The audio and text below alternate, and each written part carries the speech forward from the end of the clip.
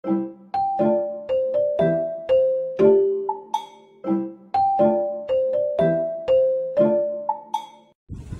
good day everyone, we're going to install Windows 2000 Professional, and then ayan, so A natin lang yan, and then ayan, i-next natin, enter natin para mag-continue, and then ayan, I agree, F8, ayan, so ayan, waiting lang ulit, ayan, loading lang siya, and then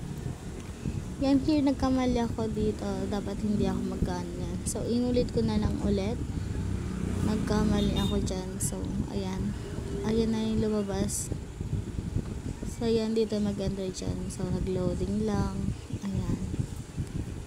and then dito is hihingi lang siya ng username, and then yung sa password ng admin, and then yung password ng username. So ayan, naglo-loading pa lang siya dito, and then ayan na, naglagay na tayo ng username, ayan, tapos yung password, and then next lang natin, ayan, so next lang, yan, waiting lang tayo. So after nito is mag-start lang siya, and then mag-open na siya ng pusa.